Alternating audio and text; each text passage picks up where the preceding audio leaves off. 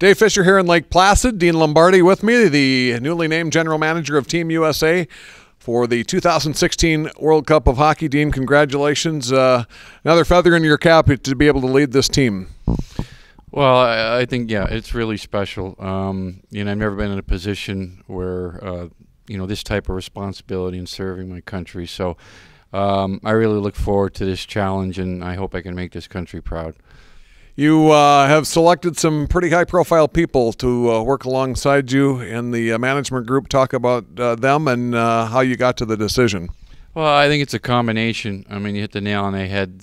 Paul Holmgren and Brian Burke have a tremendous amount of experience as general managers, players, being involved in international competition. But I also think it works well when they can see a broader spectrum of players, given they're not so tied up with their teams as being a general manager, which can be difficult at times. So, and I also think that they believe in a lot of the same things I believe in, which is important when you're going to build a team together.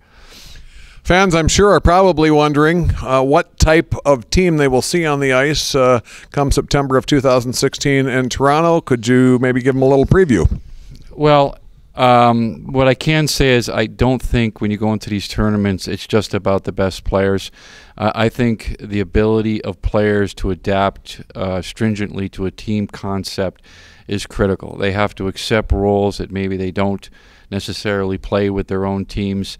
They have to, get rid of their egos, and they have to be prepared to go for a cause that usually they're not, versed in because they're, wrapped up with their own team. So, but there's going to be such an emphasis on guys that are good teammates and care about the right things, and it's not about just being the best players.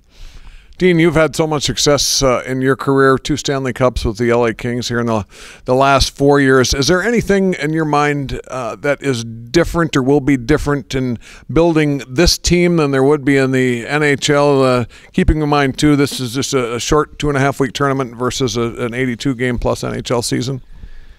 Well, again, it's why you have an advisory group and why you have guys like Paul and Brian who have been at the international level. I mean, let's face it, this is the first time I've had to meet a challenge like this, and there are going to be some nuances. I'm going to rely heavily on Jimmy Johansson, who's got tremendous international experience. So it's going to be a different challenge for me, but you surround yourself with people that have been there and then combine that with what you believe in, and we'll find a way to get it done. We're here in Lake Placid, of course, one of the most historic hockey towns, at least in terms of international history in our country. What do you remember back about 1980, and where were you when the big Miracle on Ice happened? Do you remember? Yep, I was back in high school watching it on black and white TV, but what I remember most about that team was the way it brought a country together. I think it wasn't just the fact that they had won. I think if people remember back then, the world was an unsettling place, particularly with our relationship with Russia, so it took on a much bigger significance. And, that is one of those unique events that clearly transcended the game itself and made everybody proud to be an American. And so that is a very special moment that goes well beyond a scoreboard. You have had a lengthy journey in hockey. Any people that come to mind that have helped shape your career and your journey in the sport?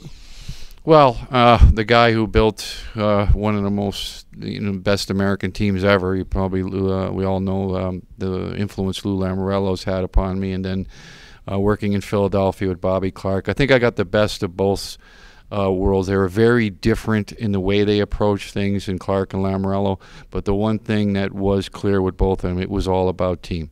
And if you don't want to get on board and accept your role, then you're not going to be there very long. And but I learned a lot from them, and I'm eternally grateful. And it is kind of neat to think that I'm having a chance to do what one of my mentors and Lou Lamoriello had done. So it's going to be interesting.